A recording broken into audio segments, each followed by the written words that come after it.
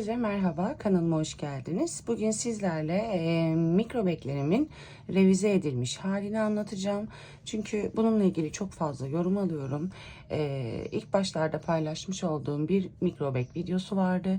Birazcık ipin inceliğine göre ebatları küçük olmuştu. Ve siyah iple ördüğüm için çok fazla detayları, tabanı vesaire göremediğinizi bana söylemiştiniz. Şimdi bütün detaylarıyla bu çantayı sizlere anlatmaya çalışacağım. Oldukça basit, biraz el acıtıyor gibi gözükebilir. Çift kat katiple hazırlayacağız. Çift kat katiple hazırlamamızın nedeni daha tok ve sert duruyor olmasıdır. Siz dilerseniz 3,5-3 milimlik makrome iplerle de hazırlayabilirsiniz. Ya da elinizdeki farklı yün ip olur, polyester ipler olur. Bu tarz farklı iplerle de hazırlayabilirsiniz. Önemli olan yer tığ ve ipinizin kalınlığıdır. Burada 5 numara tığ kullanacağım. Çift kat katip kullanacağım. Benimki çileden sarılmış katiptir. Şu şekilde 2 tane tığ göstermek istiyorum. 5 numara silikonu sıkı bir tığ. Bununla örmenizi önermiyorum. Çünkü burada sıkışıklık yapacak. Biraz gererek, ilmekleri uzun tutarak öreceğimiz için elinizde silikonsuz bir tığınız varsa muhakkak silikonsuz bir tığ ile örmenizi öneririm. Şimdi dilerseniz hemen taban yapımıyla başlayalım. Çantamı toplamda 8 tane zincir çekerek başlıyorum. 1, 2, 3, 4, 5, 6, 7 ve 8. Bakın toplamda 8 zincir çektim. Bir zincirde başlangıç zinciri, 9 zincirle örgümüze başlayacağız. Tamamıyla sık iğne yöntemiyle hazırladığım bir çanta. Şimdi hemen son başlangıç zincirinin yanındaki zincirin ortasına batıp bir sık iğne yapıyorum. Bakın çok sıkı batmıyorum. Lütfen el hareketlerime dikkat edin. Burada çünkü yaptıklarınızda benimki sizinki gibi olmadı diyorsunuz bana. Bunun nedeni elinizi çok sıkı tutuyor olmanızdır. Bakın bu yüzden size silikonsuz tığla örmenizi öneririm. Görüyorsunuz değil mi? Oldukça rahat örüyorum. Buraya kadar ip geliyor. Eğer silikonlu sıkı bir tığla örerseniz burada bakın takılıp kalacak ve istediğiniz formu sizlere vermeyecek. Batırdığınızda bakın ilmeği çıkardım ve hafif yukarıya çektim. İlk sıra çok önemli değil. Zincirlere battığımız sıra, ama üst sıralarda muhakkak ilmekleri yukarıya doğru çekerek örmeniz gerekiyordur. Geldik son zincir boşluğuma. Batıyorum. Biraz ipimi çekmek istiyorum. Sık iğnemi yaptım. Bakın yaparken muhakkak elinizle el ütüsü yaparak düzleyin, çantanızı düzeltin. Bakın bu şekilde yaptıktan sonra hemen şu karşı noktaya, yine aynı noktaya batıyorum. Bir sık iğne yapıyorum. Bakın ipimi arkaya aldım, küçük ipimi arkada gizleyeceğim. Döndürdüm, hemen diğer kısma geldim. Bakın tam yine aynı boşluğa 3 tane batıyor oluyoruz. Karşı hizaya gelecek şekilde bir sık iğne daha yaptım. Şimdi karşılıklı bütün sık iğnelerin karşısına gelecek şekilde ipimi arada gizleyerek sık iğne yapıyorum.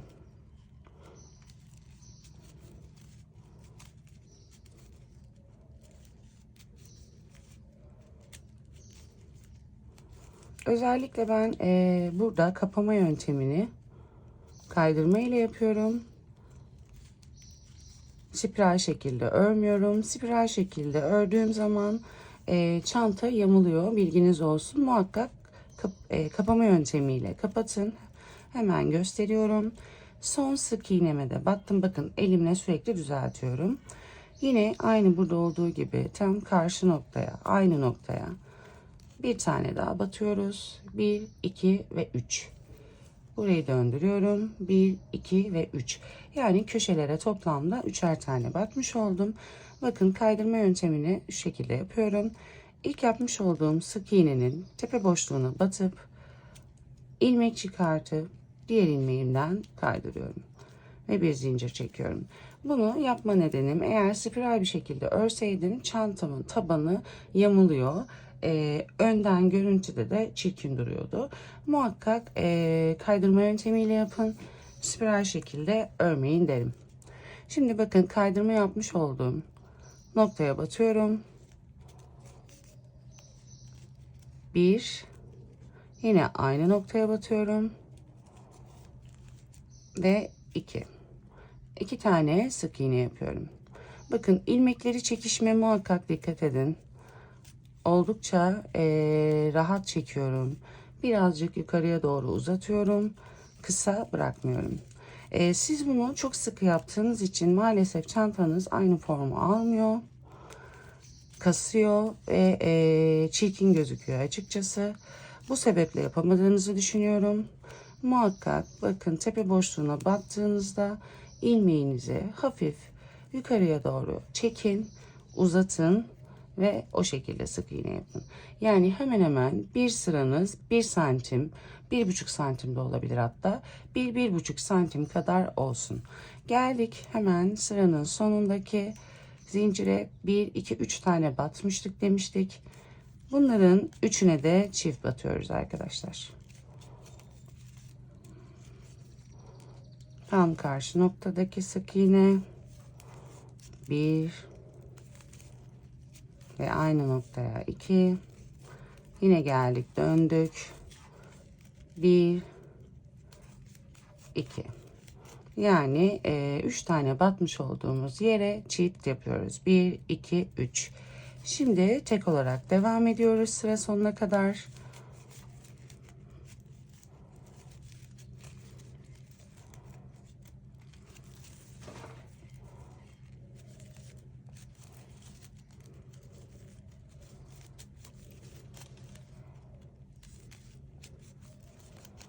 Evet, bakın, başlangıçta ilk çiftimi yapmıştım.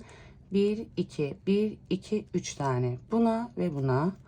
İkisine de, yani aynı noktaya battığımız 3 tane sık iğnenin tepe noktalarına çift batıyoruz.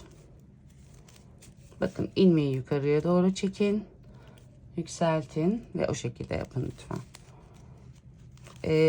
Bu sebeple de çok sıkı yapmaya çalıştığınız için ölümü zor diyorsunuz, el acıtıyor diyorsunuz. Aslında tamamıyla sıkı yapmaya çalıştığınız için eliniz acıyor. Birazcık gevşek ve yukarıya doğru çekerek örerseniz eliniz acımayacaktır. Yine bakın, kaydırma yaptım, kapattım. Kaydırma yapmış olduğum ilk sık iğnenin tepe noktasına çift batıyorum. Yani çift batmış olduğumuz yerin ilkine çift battım. Yanındakine tek batıyorum ve sıra sonuna kadar, yani çifti görene kadar tüm ilmeklerin tepe noktasına, sık iğnelerin tepe noktasına tek batıyorum. Elinizi bakın oldukça gevşek ve rahat bırakın. Geldik çiftin olduğu yere. 1, 2 tane çiftimiz var. İlkine çift batıyorum. İkincisine tek batıyorum. 1, 2 çiftimin ilkine çift batıyorum. İkincisine tek batıyorum. 1, 2 yine çiftim var. Çiftimin ilkine çift, ikincisine tek batıyorum. Yani bir çift bir tek yapıyorum. Yine sıra sonuna kadar hepsine tek batarak devam ediyorum. Bakın, oldukça geniş örüyorum. Çok hızlı anlattığımı düşünüyorsanız ya da çok hızlı yaptığımı düşünüyorsanız ayarlar bölümünden yavaşlatarak videoyu izleyebilirsiniz. Oldukça rahat örüyorum farkındaysanız. Sadece ilmeklerimi uzun tutarak ve gevşek örüyorum. Geldik çiftin olduğu yere. Yine aynı diğer tarafta yaptığımız gibi çiftin ilk sık iğnesine çift, ikincisine tek batıyorum. 1, 2 çiftin ilkine çift, ikincisine tek batıyorum. Oldukça rahat ve ilmekleri uzun çekerek. Şimdi geldik. Elimizle muhakkak düzeltelim tabanımızı. Bakın ilk yapmış olduğumuz sık iğne, kaydırma yapıyorum ve bir zincir çekiyorum. Elinizle muhakkak tabanı düzeltin. Evet, şimdi bir sonraki bölüme geldik. Şimdi bakın bir çift bir tek yapmıştık. Şimdi bir çift iki tek yapacağız. Yine kaydırma yapmış olduğumuz hemen aynı ilmek boşluğuna batarak çift yapıyoruz. Yani başlangıcı hep çift yapıyoruz. Yanındakine tek batıyoruz. Bakın ilmekleri oldukça uzun çekiyorum. Görüyorsunuz değil mi? Tek batarak devam ediyorum çifti görene kadar.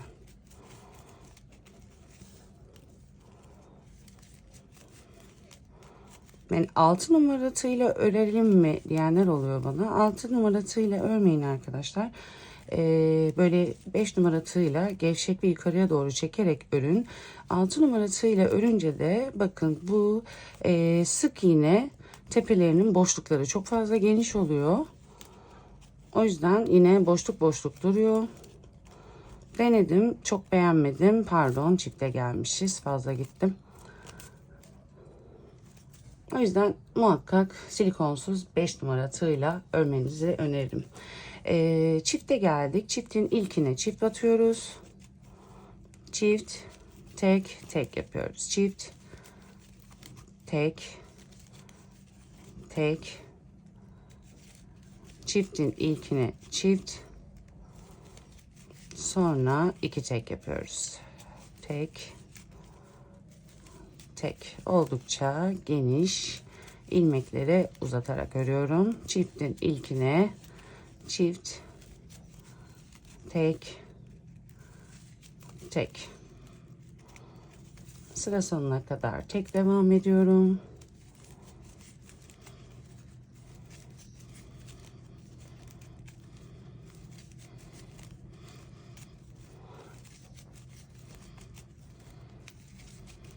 Eğer kağıt ipiniz, bazı kağıt ipler benimki kadar kalın olmayabiliyor. Kağıt ipiniz ince ise şimdi ölçü vereceğim. Ya da çok sıkı ördüyseniz o ölçüye göre de tabanınızı bir sıra daha arttırma yaparak hazırlayabilirsiniz. Ya da daha büyük istiyorsanız. Şimdi çiftin ilkine çift, ikincisine birinci tek, yanındaki sık iğnenin tepesine ikinci tek yapıyorum. Çift,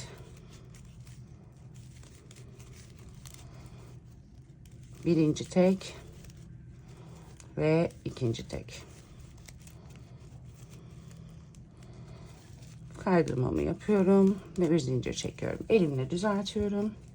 Şimdi burada ben size bir ölçü vereyim. Çünkü benim sıralı çiftlerim, yani sıralı artışımın son sırasıydı. İki tek bir çift yaptım. Eğer kağıt ipiniz ince ise veya gerçekten de bol öremiyorsanız, benim elim sıkı diyorsanız ölçüye göre yapacaksınız artık. Bakın bu noktada toplamda 15,5 santim oldu benim tabanım. Şimdi sıralı arttırma bitti. Sadece bir arttırma daha yapacağım. O da hafif bir bombe vermesi için. Eğer sizin 15,5 santim olmadıysa bir sıra daha bir çift 3 tek yaparak arttırabilirsiniz. Şimdi çift battığım yerlere çift batmıyorum. Tek yani hepsine tek batıyorum. Tek batarak sıra sonuna kadar, çifti görene kadar gelelim. Muhakkak gevşek batın lütfen. Bakın çifte geldik. Çiftlerin tepe boşluklarına tek batıyoruz arkadaşlar. İlk çiftin tepesine 1 2 tek battık. İlk çiftin hemen yanında bakın 2 tek var. İlk teke çift batıyorum. Yani çiftlerin üzerine tek battım. Hemen yanındaki, bu sadece ilk sıra için geçerli. Yanındaki bir iki tekin birincisine çift battım. Şimdi 4 tane tek yapıyoruz. 1, 2, 3 ve 4. Bakın burada çiftin yanında aynı buradaki gibi tek kaldı. 4 tekten sonra çift yapıyoruz. Yanındakine artık tek batarak devam ediyoruz. Yani yine son çiftin üzerine tek batmış olduk. Sıra sonuna kadar, yani çifti görene kadar tek batarak devam edelim. Bakın ilk yaptığımız çiftin olduğu yere geldik. Çiftlerin tepesine tek battım. Çiftin yanındaki tekin üzerine çift batıyorum. 4 tane tek yapıyorum. 1, 2, 3 ve 4. Son bir ilmeğim kaldı. Buna da çift batıyoruz. Şimdi ilk yapmış olduğumuz sık iğne ile kaydırma yapıp bir zincir çekiyorum. Elimizde şimdi düzeltebiliriz.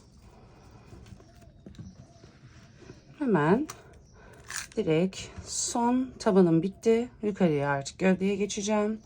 Son taban santimini veriyorum. 17,5 santim olması gerekiyor. Şimdi elimizle birazcık düzeltelim. Bakın son sırayı yapma nedenim hafif içe doğru kıvrıldı. Şimdi artık 8 sıra tek öreceğiz. Başka arttırma bitti. Gövdemiz toplamda 8 sıra sık iğne. Artık başka işlem yapmıyoruz. Tüm sık iğnelerin tepe boşluklarına birer tane sık iğne yapıyoruz. Şimdi burada gövdeyi devam ettirmeyeceğim. Videoyu keseceğim. 8 sıra tek öreceğiz yukarıya doğru. 8 sıranın sonunda ipimizi keseceğiz ve sapları yapacağız. Burada sadece size bilgi olarak, püf noktası olarak vermem gereken tek şey, muhakkak bakın ilmeklerinizi yukarıya doğru uzatarak çekin. Batın, gevşek bırakın elinizi. Sıkmayın tığı. Yukarıya doğru ilmeklerinizi bakın uzatarak yapın lütfen. Bu şekilde yapmazsanız asla aynı formu alamazsınız. Çantanız çok ama çok sıkı olur. Ve aynı formda durmaz. Bir de bunu rafya iple yapmak isteyenler olursa rafya ipiniz yani klasik rafya ipler genelde ince oluyor. Muhakkak rafya ipiniz de çift kat olsun. Şimdi yukarıya doğru 8 sıra tek örelim. 8. sırada size ölçü vereceğim. Eğer çok sıkıysa eliniz yine yapamıyorsanız dediğim gibi gevşek o ölçüye göre gelmediyse bir sıra daha örebilirsiniz. Şimdi toplamda 8 sıra sık iğne sırası örüp yukarıda buluşalım. Evet bakın toplamda son arttırmam 1, 2, 3, 4, 5, 6, 7, 8 tane yani 8 sıra sık iğne ördüm. Şimdi bunu hemen bu şekilde örmeye başlamayalım. Burada da hata yapıyorsunuz. Bakın şu an çantam burası benim kaydırma yaptığım noktam. Ön kısmım burası olacak. Tam düzgün durmuyor. Çünkü çift kat kağıt iple ördüm. Birazcık bombeler var. Bunu hemen bakın şöyle yapın. İki elinizi içine sokun. Çantanızı gerebildiğiniz kadar gerin. Şu parmaklarınızla da lütfen muhakkak şuraya baskı yaparak düzeltmeler yapın. Elinizle de bir kere şu şekilde sıvazlayarak bir el ütüsü yapın ki bütün sık iğnelerin gidişi gelişi düz olsun. Bunu yapmadığınız için maalesef çantanız dalga dalga oluyor. Bakın şu an herhangi bir dalgalanma yok. Şimdi olursa da zaten gördüğünüz noktayı muhakkak el ütüsü yaparak düzeltin. Hatta bunu saklama koşulunda da içerisine pelur veya kağıt koyarak saklarsanız ya da mesela atıyorum şu şekilde göstereyim.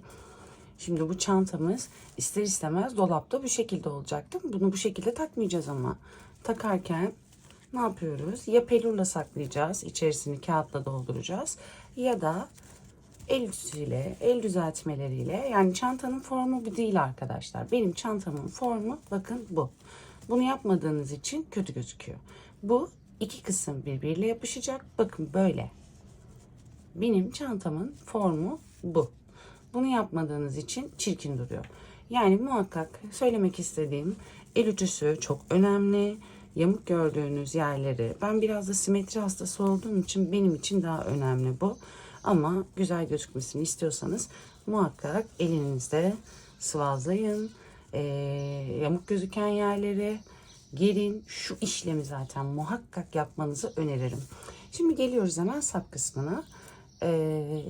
Ben yapmıştım ama baştan yapayım. Yine çift kat oluyor. İpimizi hemen bir kilit zincir yapıyorum. Kilit zincir yaptıktan sonra bakın birleştirme yapacağız. Sayma işlemini ben hep bu şekilde yapıyorum. Bakın burası benim tam düz kısmım. Çantamı şöyle yaptım. Çünkü benim için simetri önemli. Düz gözükmesi önemli. Şu şekilde kapattığımda iki kısma da bakıyorum. İki kısımda eğer gözüme tam ortadan yapmaya önem gösteriyorum. Gözüme güzel geldiyse tamamdır diyorum. Bakın iki noktada gayet muntazam gözüküyor. Önden baktığımda da muntazam. Arkadan baktığımda da muntazam. Şimdi bakın saymaya başlıyorum sık iğnelerin. Çünkü burada sap yapacağız. 1, 2, 3, 4, 5, 6, 7, 8, 9, 10, 11. Burayı da sayıyorum.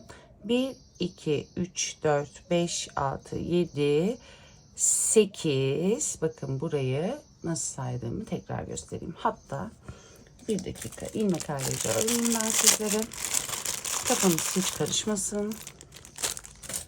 Bakın direkt burayı sayalım öncelikle. Şöyle göstermek istiyorum size. Bakın burası bizim kaydırma yapmış olduğumuz noktaydı. Burada 2 ilmek var gibi gözüküyor. Buraya batmayacağız arkadaşlar. Kaydırma yapmış olduğumuz, yani şurası bir sık iğne sayılmıyor. Kaydırma yapmış olduğumuz tepe boşluğunu sayacağız. Burayı saymıyoruz. 1, 2, 3, 4, 5, 6, 7, 8, 9, 10 ve 11. İsterseniz şöyle söyleyeyim. Bir 11 yapalım. 1, 2, 3, 4, 5, 6, 7, 8, 9, 10, 11. Hemen ortaya bakalım. Orta alan dar geldi diyelim. Çünkü ben bunu bazen değiştirebiliyorum arkadaşlar. Hemen şu yaptığım çantaya bakalım. Kaç sıra bırakmışım ortada? 1, 2, 3, 4, 5, 6, 7, 8. 1, 2, 3, 4, 5, 6, 7, 8, 9 sıra bırakmışım. Şimdi farklı bir çanta alayım hemen. Burada kaç sıra bırakmışım ortada? 1, 2, 3, 4, 5, 6, 7, 8, 9. Burada da 9 bırakmışım.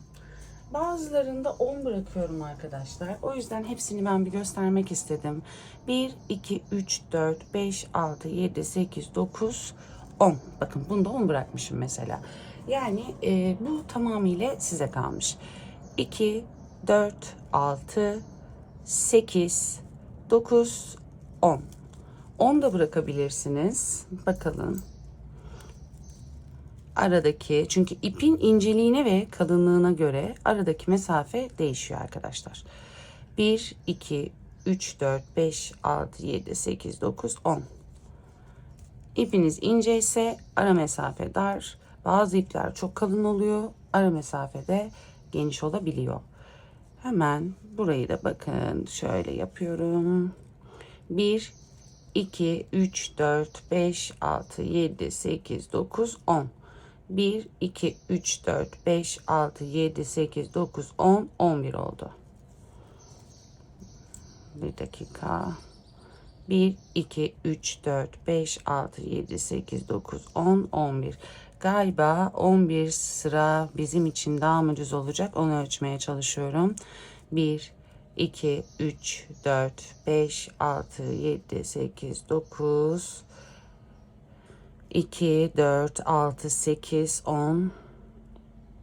Evet arkadaşlar, böyle yapacağım ben. 10 bırakacağım. Ya özellikle bunu sizinle birlikte saymak istedim. Net sayı vermek istemedim. Çünkü siz de böyle sayın lütfen. Mesafe sizin gözünüze hoş geliyorsa böyle yapın. Ben 10 yaptım. Arada 10 bırakacağım bunda. Biraz geniş dursun istiyorum. Size şuranın ölçüsünü de vereyim. Bakın ölçüyü şu şekilde alıyorum. En tepeye koydum. Aşağıda zincire ilk battığımız sıraya geliyorum. Toplamda 16 santim. 16 santim olana kadar, yani 15,5-16 olacak. Muhakkak yapın. Şimdi dediğim gibi ben bunu özellikle böyle sizinle birlikte saymak istedim. Net bir sayı vermek istemedim. 10 tane ilmek aldım. Ortada da 10 bıraktım. Bunu 11'de yapabilirsiniz. Çünkü benim bazı çantalarımda 11, yani atıyorum şöyle 11'de yapabilirsiniz. Ama 11 yaparsanız ortada 9 sıra kalacak. Yani bu elinizi sokacağınız mesafe tamamıyla sizin beğeninize kalmıştır. O yüzden bu şekilde ölçü vermek istedim. Şimdi hemen başlayalım. İlk ilmek ayracımın takılı olduğu yere batıyorum. İpimi arkaya alıyorum. Bir sık iğne yapıyorum.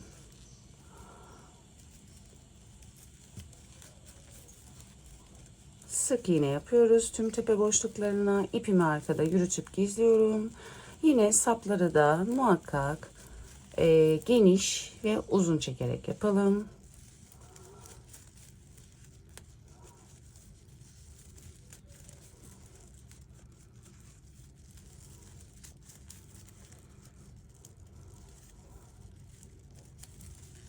Bakın geldik kaydırma yaptığımız noktaya. İpimizi arkaya alalım.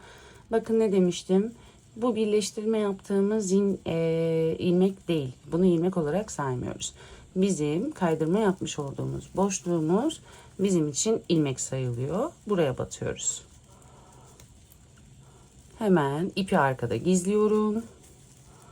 Son sık iğnemi yapıyorum. Şimdi ilmek ayraçlarımı çıkartmak istiyorum. Evet. Şimdi kaydırma yapacağım. Döndürüyorum arkadaşlar. İlk yapmış olduğum sık iğnenin tepe noktasına batıyorum. İlmek çıkartıyorum ve kaydırma yapıyorum. Şimdi bir zincir çektim. Hemen dibine batıyorum. Kaydırma yapmış olduğum. Bakın ilmekleri çekerek yapıyorum. Elim sıkı değil. Lütfen saplarda özellikle çok sıkı yapmayın. Çok kötü gözüküyor çünkü. Büzüşük büzüşük oluyor. Muhakkak eliniz çok sıkıysa bu uzatma işlemini yapın. Şimdi devam ediyorum. Sıra sonuna kadar tüm tepe boşluklarına sık iğne yapacağım.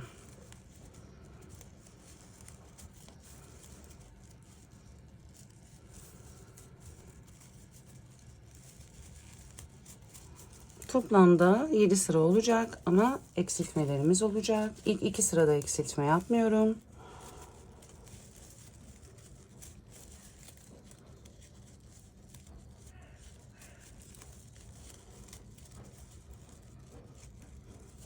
Evet. Şimdi kaydırma yöntemiyle kaydırıyorum ve bir zincir çekiyorum. Bakın modelimiz yavaş yavaş ortaya çıkıyor.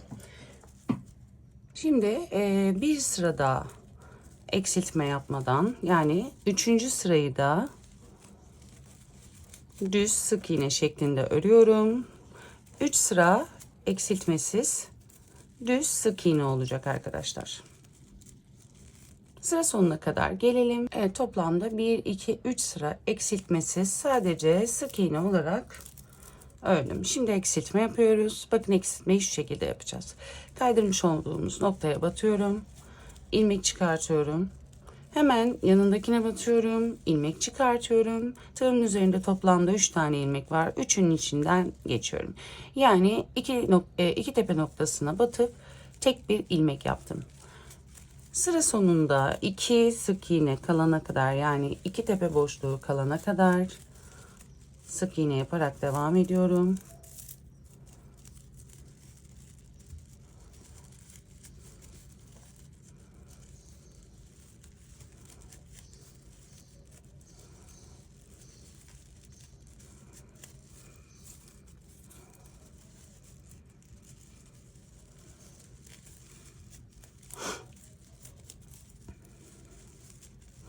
Evet, bunu da yaptım. Bakın sıranın sonunda 2 tane sık iğnem kaldı. Birine battım, çıkardım, tığımın üzerinde bekletiyorum. Yanındakine battım, ilmek çıkardım ve üçünü birden çekip birleştiriyorum. Yani tek bir sık iğne yaptım. Bir eksiltme başta, bir eksiltme sonda yaptım. Şimdi bu sırayı da eksiltme yapmıyoruz. 3 tane tek, yani eksiltme yapmadan 4. sırada eksiltme yaptım. 5. sırayı da düz örüyorum arkadaşlar. Eksiltme yapmıyoruz. Eksiltme yapmadan sık iğne şeklinde devam ediyoruz.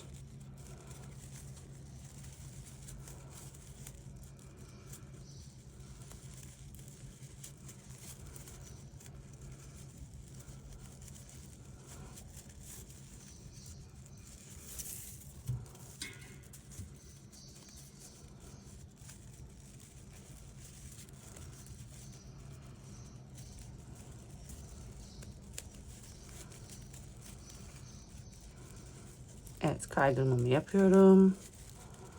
Şimdi bu sırada da eksiltme yapacağız. Yani bir sıra eksiltme yapmıyoruz, bir sıra eksiltme yapıyoruz. Ne yapıyorduk? Batırıyorum, çekiyorum.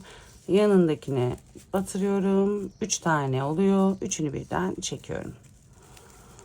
Sıra sonunda 2 tane sık iğneyi görene kadar hepsine tek batıyorum.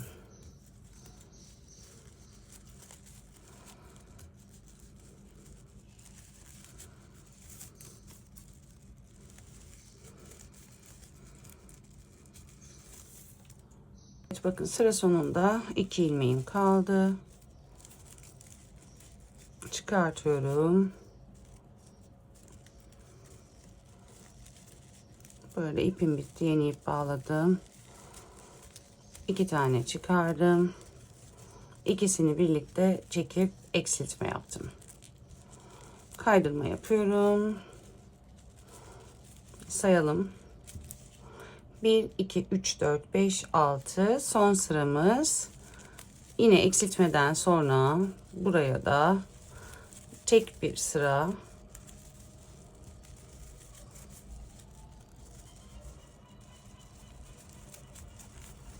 örüyoruz.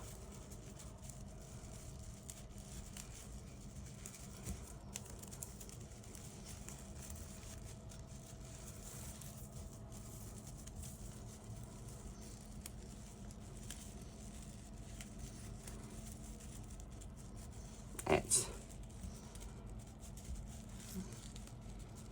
Kaydırmamı yapıyorum. Zincir çekiyorum. Sayayım hemen. 1, 2, 3, 4, 5, 6 tane sık iğnemiz oldu. Şimdi bu noktada dikeceğimiz ipi için ipimizi biraz uzun bırakıp kesiyoruz. Şöyle zincir çektiğimiz, hatta zincir çekmeyelim, bombeli durmasın. Direkt kaydırma yaptıktan sonra şurada bir düğüm olmuş.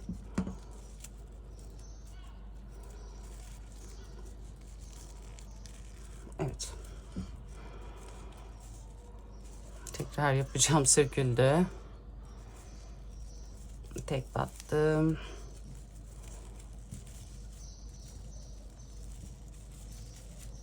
Kaydırma yapıp çekiyoruz arkadaşlar. Düğüm atmadım. Zincir çekmedim yani. Çünkü dikeceğimiz için bombe durmasın. Sonra elimizle birazcık şöyle yine sapada şekil veriyoruz. Şimdi hemen bu tarafını da aynı sayılarda yapalım ve birleştirme yerini birlikte yapalım.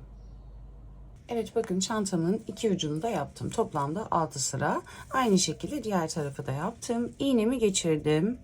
Herhangi bir uca geçirmeniz yeterli. Şimdi bakın. Burada iğneyi geçirdikten sonra kaydırma yapmış olduğumuz noktaya içten batıyorum ve dışarıya ipimi çıkartıyorum. Hemen diğer tarafı alıyorum elime. Bakın, kaydırma yaptığım nokta burası. Hemen yanındaki sık iğnenin tepe noktasına batıyorum. Dıştan batıyorum, içeriden çıkartıyorum. Hemen diğer tarafa geldim. İçten yanındaki sık iğnenin tepesinden geçiriyorum. Burada dıştan hemen sıra gelen sık iğnenin tepesinden geçiriyorum. Yanındaki sık iğnenin içinden geçiriyorum. Normal dikiş dikermiş gibi birine içten, birine dıştan. birini içten, birini dıştan geçirerek birleştirme işlemi yapıyorum. Sık iğneleri atlamayalım veya fazla batmayalım. O da kötü durmasına sebep olabilir. Bakın şu şekilde. Dıştan ve içten geçiriyorum. Dıştan dar geliyorsa açın.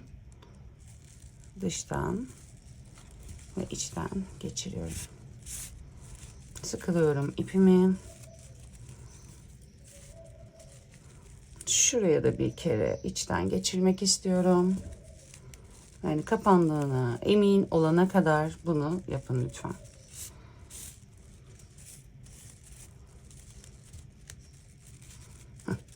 Evet, bakın. Şimdi şöyle yapalım. Bir kere şuradan bir geçirme yapayım.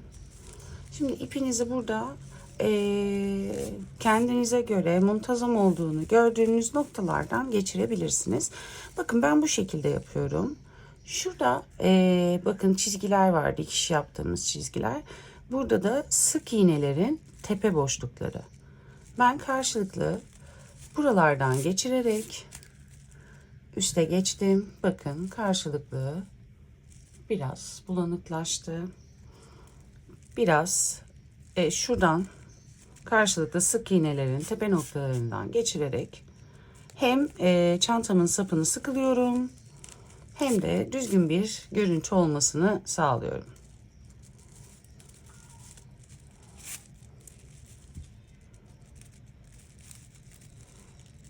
Yine aynı şekilde buradan da geçiriyorum.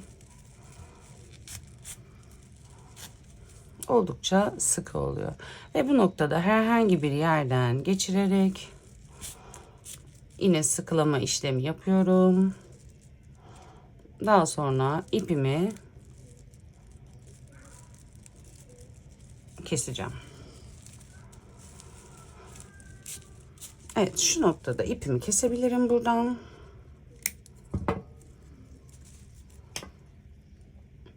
Şimdi dikiş yöntemiyle değil, çünkü zaten birbirine sabitledim. Buradaki diğer sapın ipini de aralardan geçirerek gizleyip sıkılayacağım. Bakın bunu da bir önce şuradan geçirip zincir çekmemiştik çünkü biliyorsunuz köşelerde. Bakın sıkıladım. Şimdi bunu da şu aradan geçireyim.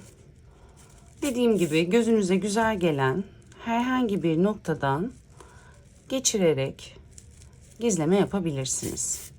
Evet, bu ipimizi de gizleyelim. Sonra hemen sap kısmını birlikte yapalım.